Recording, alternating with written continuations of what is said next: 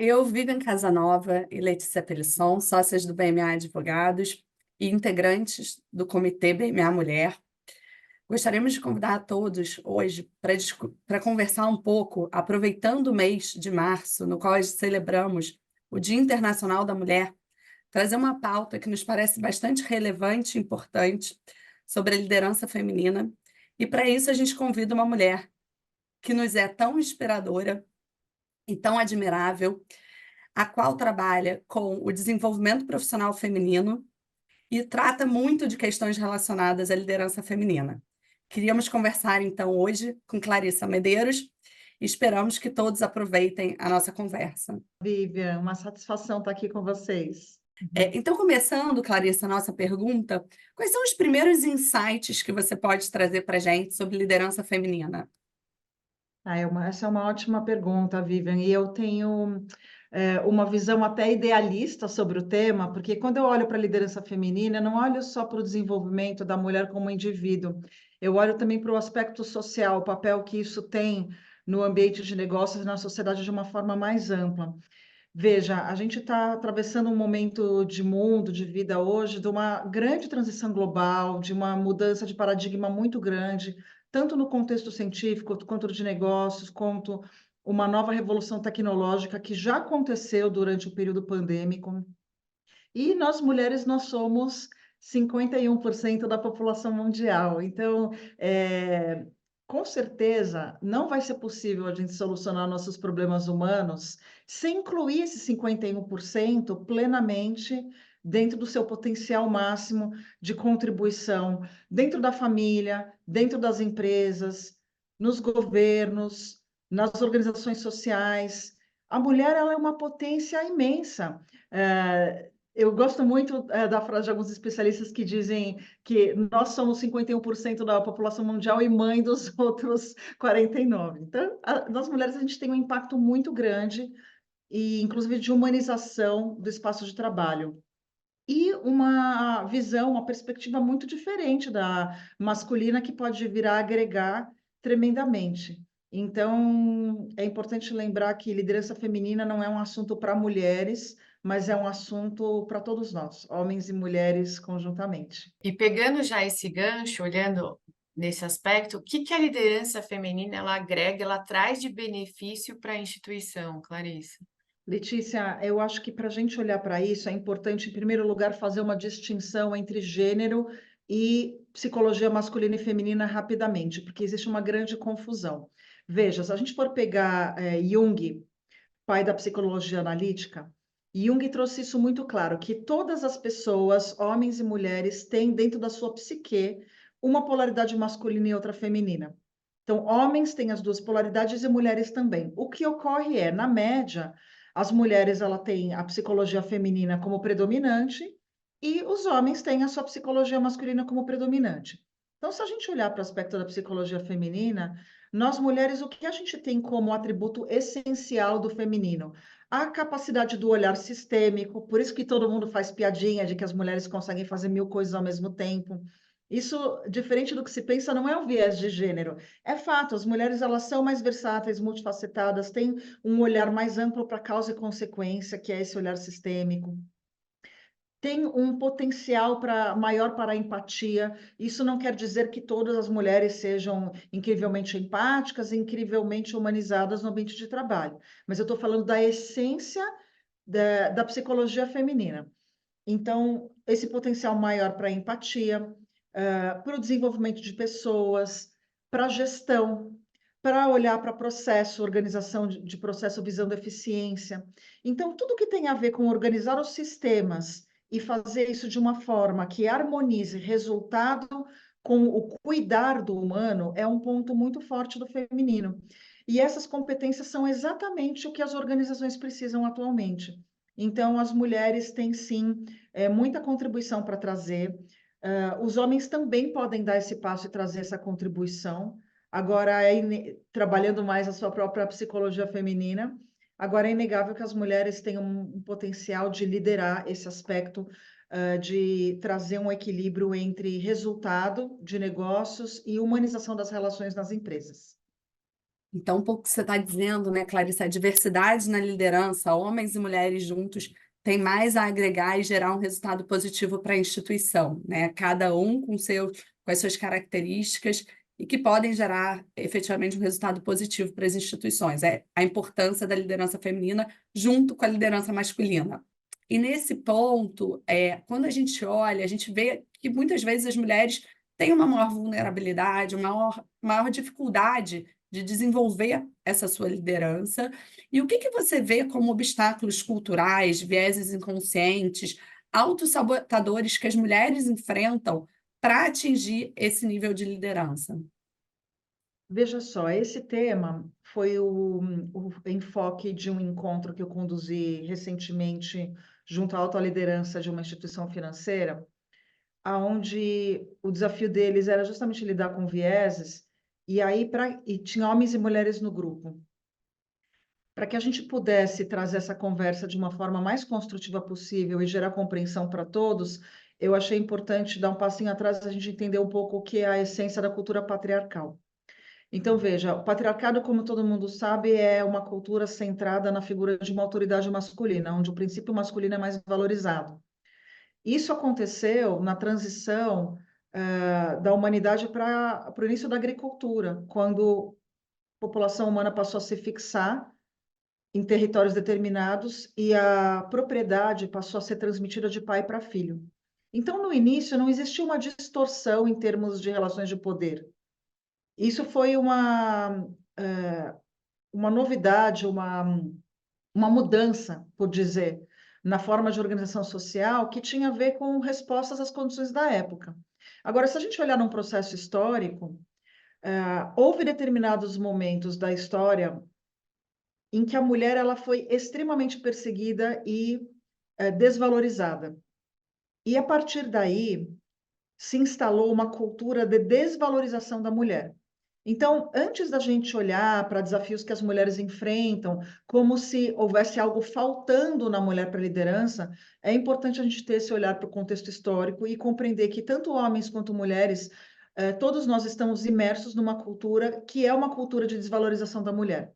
E aí isso gera uma série de efeitos colaterais, uma série de sintomas que a gente pode observar no ambiente de trabalho. Então, existem os desafios que a gente pode chamar de culturais, que são aqueles que afetam tanto homens quanto mulheres. É claro que as mulheres elas sentem muito mais na pele esses problemas, porque as afeta diretamente, mas muitas vezes elas também, sem querer, de uma forma inconsciente, acabam propagando certos valores e comportamentos que a gente pode chamar de machistas. Então, o que é o machismo? O machismo é o padrão de comportamento que está arraigado na cultura patriarcal. Então, são vieses inconscientes. O que é o viés? É uma forma de julgamento automática que o nosso cérebro faz naturalmente. Quando isso se relaciona a gênero, é que começam os problemas, como, por exemplo, achar que uma mulher não vai estar tão bem preparada ou apta a um determinado cargo ou posição, ou que ela não pode alcançar o próximo nível de carreira, porque o cargo demanda viagens e ela tem filhos, então a alta liderança já começa a inferir que ela não estaria apta porque ela é mãe, então ela não poderia viajar. Então, uma série de pressuposições que tanto homens quanto mulheres que criam e que impactam a carreira feminina. Então, esse é o aspecto cultural. A gente poderia citar muitos outros, como julgamentos comportamentais, para um mesmo comportamento que muitas vezes é valorizado no homem, como ele ser extremamente objetivo, assertivo, de repente fala mais alto, vão falar que ele é corajoso, que ele é direto ao ponto. E se uma mulher tiver o mesmo comportamento, ela pode ser taxada de agressiva e até de rótulos mais pesados. Então, tudo isso diz respeito a vieses de gênero, vieses inconscientes.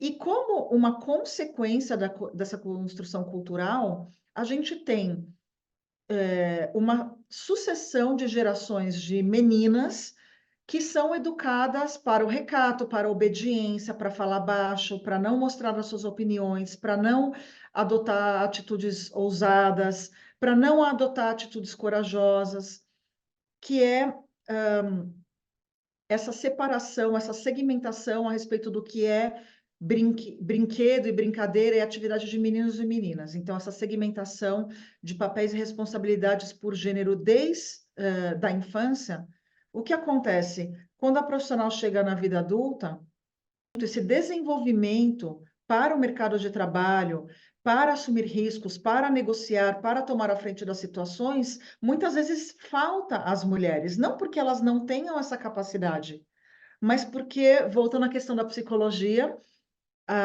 aquele aspecto psicológico masculino nas mulheres não foi incentivado desde cedo.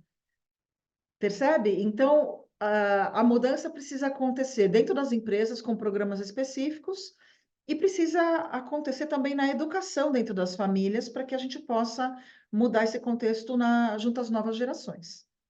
Pegando um gancho, né, do que você acabou de falar, a gente tendo consciência desses obstáculos, né, desses vieses, essa segmentação de papel, um pouco na linha do que você acabou de colocar, como é que a gente fortalece essa autoconfiança da mulher, né, essa coragem para liderar, para assumir esse papel de liderança? Tem alguns aspectos que são comportamentais e outros que são técnicos, que é importante a gente fazer essa distinção. Então, veja, o aspecto comportamental, e eu diria mais do que comportamental, o aspecto do desenvolvimento integrado da mulher, que diz respeito também ao seu equilíbrio emocional, isso é e que vai construir a autoconfiança dela, a autoestima. Isso é um desenvolvimento para toda a vida, que as empresas elas podem impulsionar por meio de programas específicos, mas também cabe a cada mulher, a cada profissional, buscar o seu autoconhecimento, partindo do quê? O ponto de partida é o entendimento dos seus dons e talentos. Todas as pessoas têm dons e talentos que são qualidades inatas, é aquilo que a gente traz conosco desde o nascimento, desde os primeiros anos de vida. E que, quando existe uma educação favorável ao desenvolvimento do talento e da habilidade natural, isso vai se manifestar naturalmente na pessoa. Nem sempre acontece assim, então a gente pode, mesmo na vida adulta, num processo de autoconhecimento, resgatar o entendimento dos nossos dons e talentos e procurar tomar decisões de carreira que nos posicione em cargos, em áreas, em desafios profissionais que vão fazer um bom uso, que vão valorizar aquilo que a gente já tem de bom naturalmente. Então, eu diria assim, que essa é a chave mestra em termos da construção de autoestima, em termos de autoconhecimento, olhando para o aspecto individual da questão. Eu não vejo a possibilidade de uma autoestima forte quando a profissional ela não tem uma boa valorização das suas próprias fortalezas. Agora, do ponto de vista organizacional, a gente tem as habilidades técnicas de liderança, que são também fundamentais para o exercício de um cargo, e que as empresas podem contribuir muito no sentido de proporcionar programas de desenvolvimento internos, onde elas possam desenvolver habilidades como uma delegação mais estratégica, habilidades de negociação, de comunicação interpessoal, de exposição em público, em contextos sociais, saber como influenciar, como lidar com níveis superiores.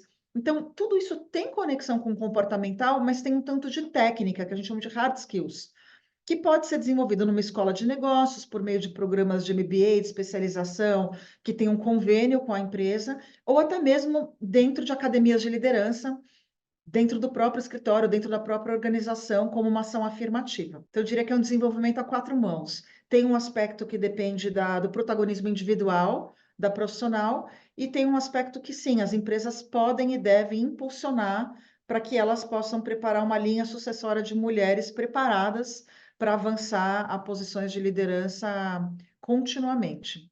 Considerando, então, né, a importância que a gente tem da liderança feminina, onde a gente busca, dentro de uma equidade de gênero, chegar e fortalecer essa liderança feminina, pelo que você está falando, a gente tem um trabalho individual de cada uma de nós, profissionais, mas a gente também tem esse trabalho da instituição, né? O BMA, recentemente, como você sabe, instituiu o nosso programa de mentoria, voltada especificamente para o desenvolvimento dessa liderança feminina. A gente realmente acredita que a gente pode ter uma melhora e um crescimento da nossa liderança, e é nisso que a gente tem confiado. E por isso, tantas vezes, a gente traz esse tema para a discussão, para a conversa, para cada vez a gente tenha uma melhor compreensão e entendimento do assunto. E um ponto também, Clarissa, que eu queria destacar aqui, chamar atenção, que é um tema que você sempre comenta também, é a importância da gente ter a união entre as mulheres, que eu acho que você pode falar um pouquinho também do contexto histórico, porque no passado a gente não tinha essa união, eu acho que a gente está progredindo nessa união de ter uma mulher, uma puxa a outra, né? A gente já tem campanhas nesse sentido. E como você vê a importância dessa união e como isso contribui para o desenvolvimento, seja dessa autoconfiança das mulheres, seja para o encaminhamento aí da liderança. A união entre mulheres é um aspecto tão fundamental que isso ganha até o nome, que é sororidade. Sororidade eu gosto de definir como aliança de valor entre as mulheres. E a sororidade, eu gosto de brincar que ela não vem de fábrica. A gente precisa ser intencional em desenvolver sororidade.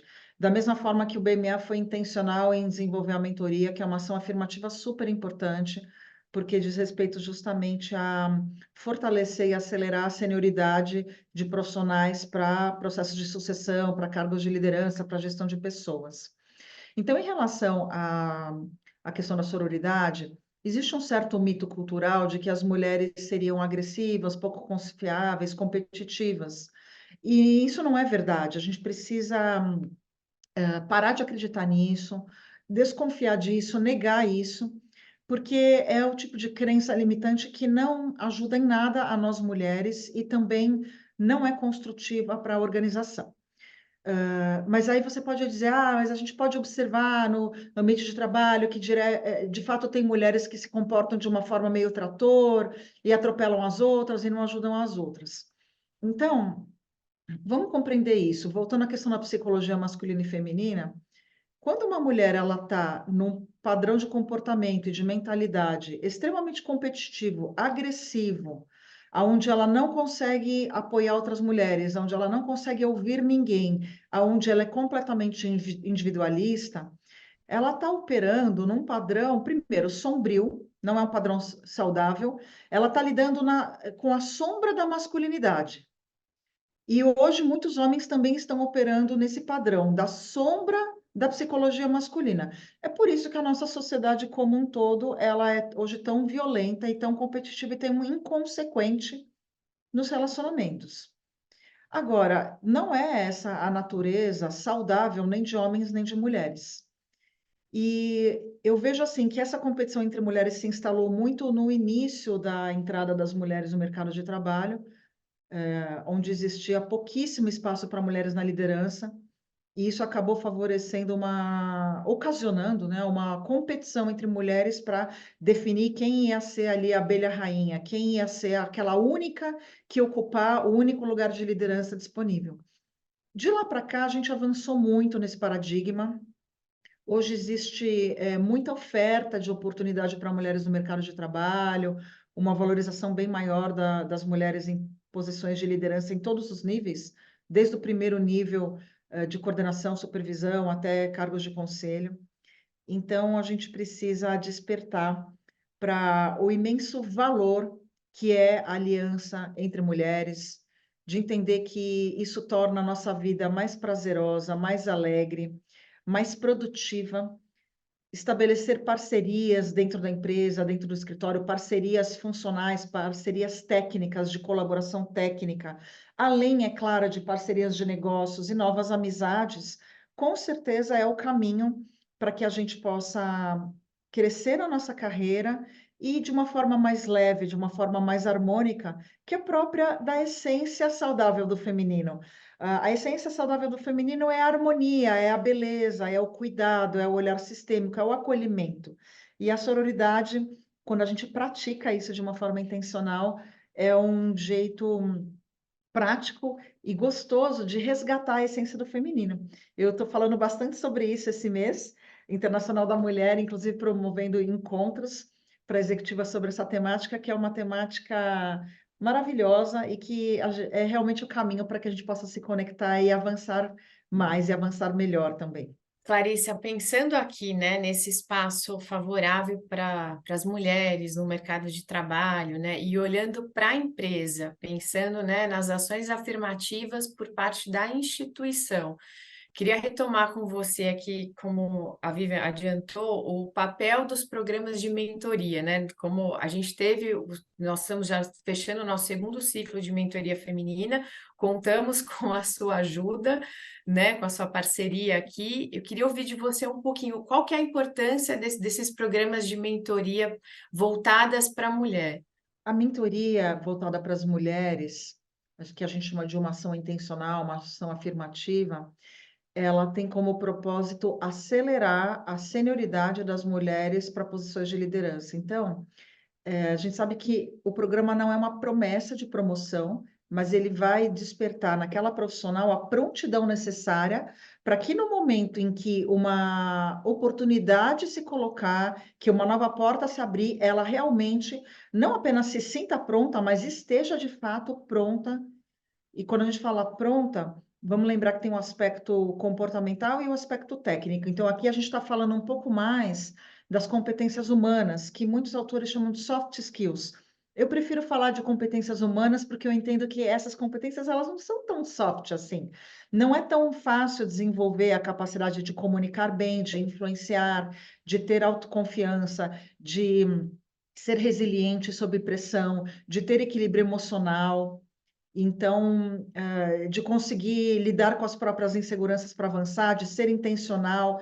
Então, todos esses pontos que eu citei são exemplos de competências que a gente consegue desenvolver no programa de mentoria. Agora, é importante ter a distinção dos tipos de mentoria existentes também. No BMA, a gente implantou o que eu chamo da mentoria corporativa, que é um programa onde nós desenvolvemos e capacitamos a alta liderança do escritório para que sócios e sócias e outras lideranças atuem como mentores de mulheres. Então, esse é um processo muito benéfico, porque além de desenvolver as novas gerações de líderes, também existe um desenvolvimento da própria capacidade e habilidade de liderança de sócios e de lideranças sêniores, por exemplo, no papel de mentores. E existe um networking muito saudável, uma aproximação do diálogo entre diferentes níveis hierárquicos.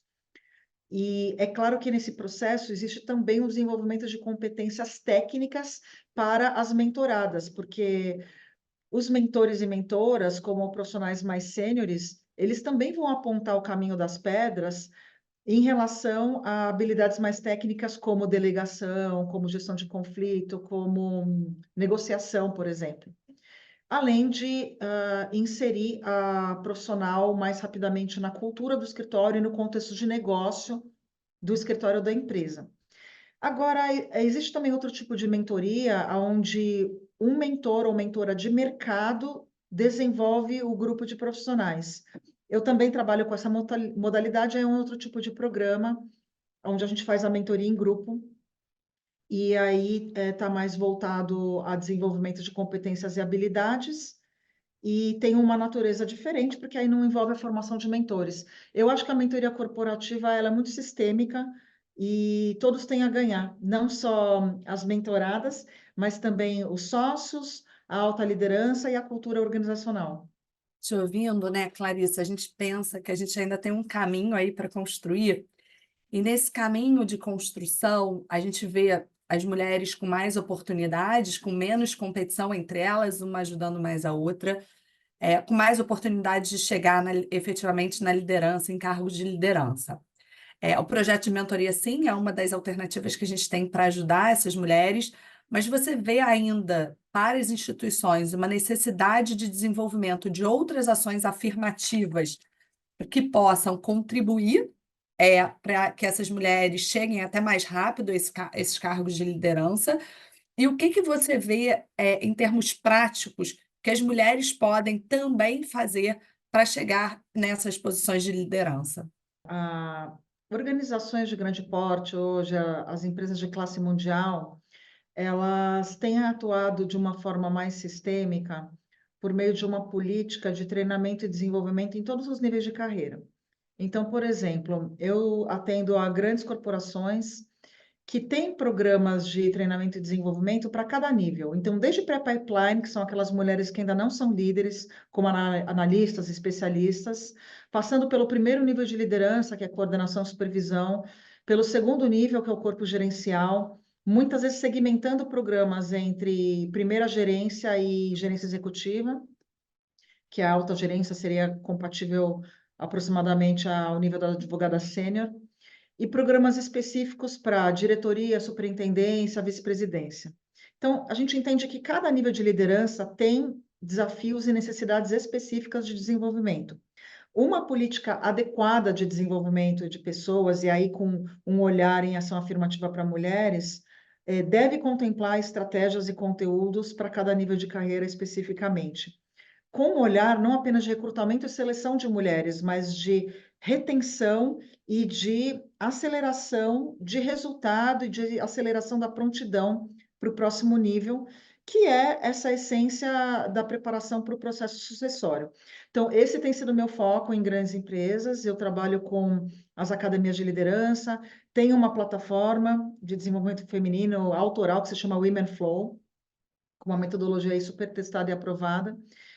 Além disso, a gente tem a mentoria, como vocês implantaram, corporativa, que visa ao desenvolvimento também da alta liderança no papel de mentores. Essa é uma prática que vem gerando resultados muito expressivos nas empresas, e uma complementa a outra.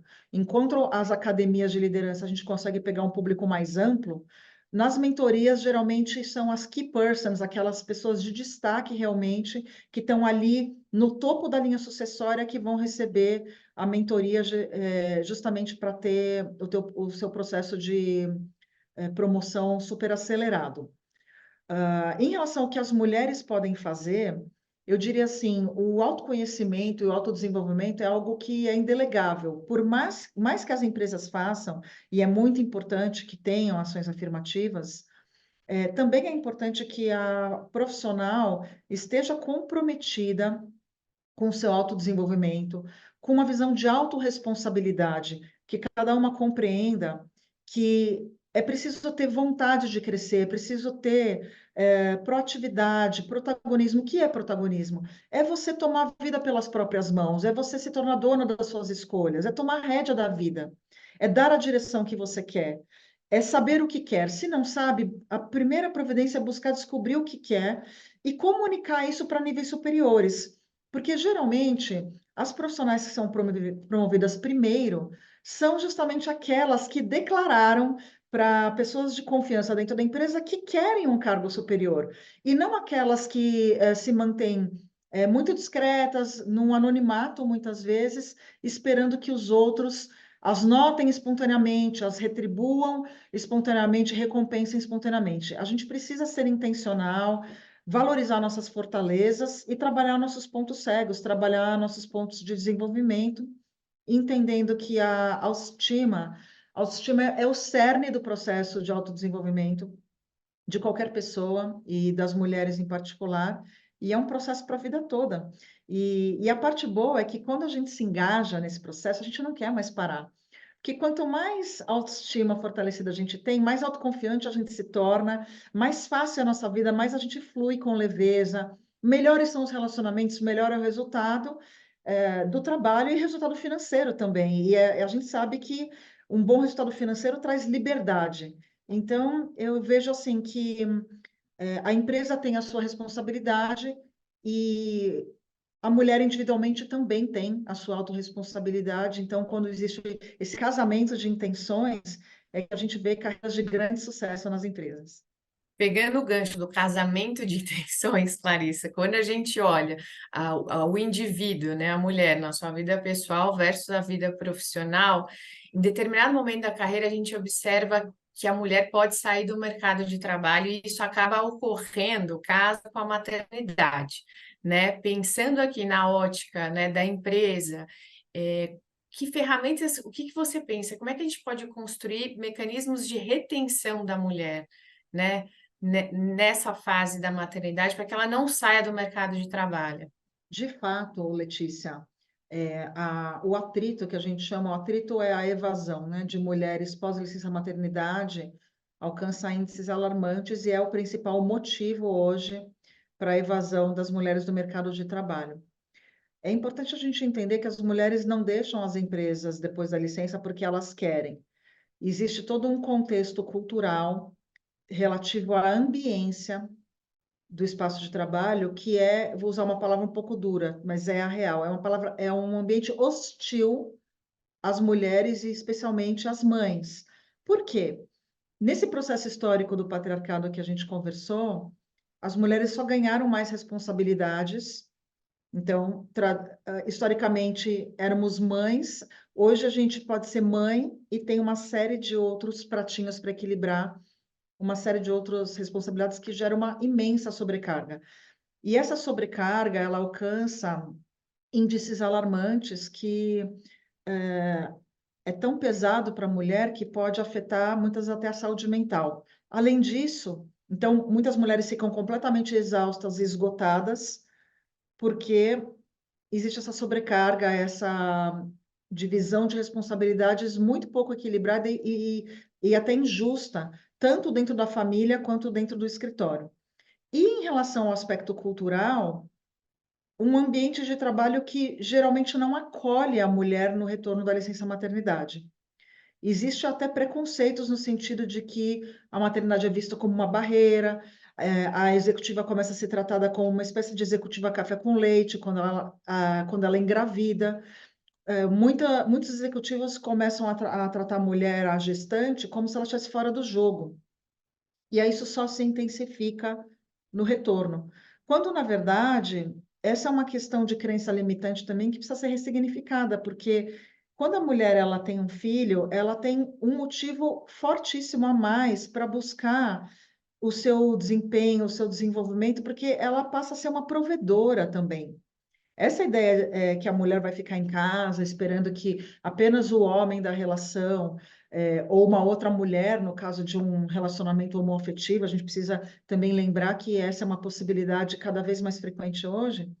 A ideia de que ela vai ficar em casa eternamente uma relação de dependência esperando um provedor, essa é uma ideia muito antiga, que já fez sentido num certo momento da nossa sociedade, mas que hoje, gente, em 2024, daqui a pouco a gente está em 2030, não condiz mais com a nossa realidade e nós precisamos de mulheres incluídas e muito ativas no mercado de trabalho para que elas se desenvolvam e para desenvolver a economia. Então, essa é uma questão multifacetada e complexa, mas eu diria assim, que para que as empresas possam reter as suas mulheres pós-licença maternidade, é necessário ter, de uma forma assim, indispensável ter uma maior flexibilidade no horário de trabalho, também no modelo de trabalho, com negociações de trabalho híbrido, de permitir o home office, de ter um ambiente físico que possa apoiar, por exemplo, o período de amamentação, de fazer rodas de conversa internas para culturar não só as mulheres, mas as lideranças sobre como lidar com aquela profissional nesse período de reinserção, porque tem um período ali, bem no retorno da licença, que ela precisa ser reinserida no contexto. Da mesma forma que se um homem ficasse 6 meses expatriado, ele precisaria de alguma forma ser reinserido num contexto, voltando para a empresa, tá certo? Ou não é plug and play, né? Coloca a pessoa na tomada e ela sai performando.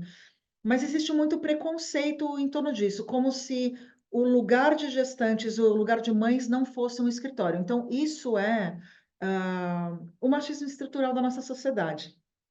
E a gente só combate isso o quê? Com conversa, com diálogo, com sensibilização, com conscientização e com ações práticas e afirmativas para que as empresas possam ser um lugar convidativo para as mães, para que elas queiram ficar também. Porque parte das profissionais preferem abrir mão da carreira executiva e empreender, por exemplo, ou até passar um tempo fora do mercado para poder cuidar do seu filho, porque hoje são questões que se colocam de uma forma muito antagônica e não deveria ser. Clarissa, é importante a gente lembrar, né, que assim, a maternidade, ela é bem transformadora para a mulher e ela traz skills que são super relevantes, efetivamente, para a liderança que a gente está buscando, né, uma liderança feminina com suas características, e muitas dessas características vêm da maternidade, não que mulheres líderes não sejam boas líderes, apesar de não serem mães, mas certamente a maternidade também traz skills relevantes e que podem contribuir para essa liderança. E um pouco nessa linha, você falou um pouco de conversas, né? A gente aqui internamente busca sempre trazer as rodas de conversa. Você acha que uma conversa relevante nesse papel, nesse foco de retenção, de maternidade, é a conversa e o incentivo às discussões sobre parentalidade? As rodas de conversa, elas podem ser muito benéficas, Vivian, se bem conduzidas. É preciso ter um mediador capacitado para fazer a mediação de uma conversa como essa, para que a conversa tome um rumo construtivo e não seja apenas um espaço de extravasamento de emoções difíceis. Eu gosto de trabalhar e gosto de ver profissionais trabalhando com um modelo que equilibra um aporte de conteúdo, ou seja, uma transferência de conhecimento para sensibilizar e capacitar as pessoas, e também um espaço para diálogo, para troca e para acolhimento. Eu acho que só o acolhimento dentro da empresa acaba tendo um foco muito terapêutico e nem sempre leva ao resultado desejado. E eu tenho experiências de trabalhar com rodas de mentores, por exemplo, em grandes organizações, onde a gente trabalhou não só com não só com as mulheres, com as mães, mas com homens também, que é fundamental trazer os homens para a conversa, onde eles precisaram aprender um pouco mais sobre como lidar com isso, porque veja, a gente precisa ter empatia também em relação à situação do homem, ao invés de apontar só o dedo como se ele fosse o culpado por todos os problemas, entender que essa é uma construção coletiva. Então, se a gente olhar para a mãe dele, para a avó dele, como é que foi essa geração? Quais foram as referências que ele teve? Será que não é uma coisa nova para ele também, que ele precisa aprender a lidar com mulheres maduras, mães no espaço de trabalho? Eu vejo que com certeza.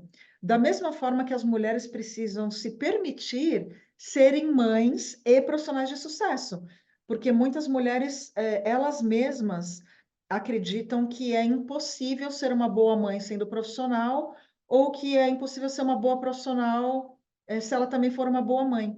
E não são coisas excludentes, elas podem ser equilibradas, desde que a mulher esteja num ambiente, na ambiência que eu falei, que tem uma segurança psicológica para que ela retorne e que ela também construa uma rede de apoio, porque enquanto estamos trabalhando, a criança tem suas necessidades para ser bem cuidada, certo? E também as mulheres querem continuar em contato com seus filhos e criando seus filhos. Então, nesse sentido, eu acho que o modelo híbrido trouxe muitos benefícios, de proporcionar essa possibilidade das mulheres manterem uma presença maior com seus filhos. Esse tema, né, Clarice, ele é muito rico, né? Dá vontade de ficar conversando com você aqui por muito tempo. Mas para a gente encerrar aqui, quais são os avanços que você espera vivenciar ainda nos próximos anos no mercado de trabalho, aí olhando para a mulher, para a liderança feminina? Olha, os avanços que eu não só espero, mas acredito que a gente possa alcançar é um salto quântico em relação à participação feminina em posições de liderança, não só no setor privado, mas também a gente precisa olhar para organizações sociais, o setor público, e uma valorização da mulher na própria família. Eu prefiro falar em a gente ter ações afirmativas e ter um empenho conjunto para criar uma cultura de valorização da mulher, mais do que só para a equidade de gênero, né? Hoje, muitas empresas olham para a equidade de gênero como uma questão quantitativa. Elas estão em busca de um quantitativo de mulher em cargo de liderança. E eu sempre faço essa provocação: será que um percentual mais expressivo de mulheres realmente vai agregar o que a empresa está esperando? Com que qualidade essas mulheres vão chegar lá? Qual é o padrão comportamental dessas mulheres? Elas vão simplesmente reproduzir um padrão masculino dentro do lado sombrio de competitividade e agressividade? Então, eu gosto de contextualizar a entrada aí expressiva das mulheres em posições de liderança como a importância da emergência aí de uma liderança autenticamente feminina, que nós mulheres a gente possa descobrir qual é o nosso jeito de liderar e trazer esses valores do feminino saudável para dentro das empresas, para construir junto com os homens, de mãos dadas realmente, numa parceria, ambientes de trabalho mais humanizados, mais acolhedores para todos, para homens e mulheres. Então eu vejo que isso passa pelas mulheres perderem o medo de se colocarem como realmente são, com seus valores, e passa também por um processo de valorização e de respeito ao aspecto feminino, não só nas empresas, mas em todos os contextos sociais, E eu me recuso a acreditar que a gente vai levar mais de 100 anos para fazer isso. Eu acho que a gente não tem esse tempo como sociedade. Nós estamos aí com esse imenso desafio da Agenda 2030, da Agenda ESG, e não vai haver desenvolvimento sustentável sem mulheres com uma mentalidade saudável em posições de liderança. Precisamos incluir e acelerar a participação feminina na nossa economia. E então eu acredito e trabalho todos os dias por essa agenda de valorização das mulheres, e eu sei que nós estamos juntos e juntas nessa jornada de transformação e de inclusão. Larissa, muito obrigada pela sua participação aqui hoje. Acho que nós, como BMA, também estamos trabalhando nessa cultura de valorização da mulher. Eu acho que esse também é o nosso objetivo. E te ouvir é sempre enriquecedor e contribui para a nossa ajuda, a nossa luta diária aqui nessa valorização da mulher. Muito obrigada. Obrigada, Vivian, pela oportunidade. Obrigada, Clarissa. Letícia, muito obrigada pela oportunidade. Parabéns a ambas pela condução e até a próxima. Um feliz Mês Internacional da Mulher a todas. A todas. Feliz a todas.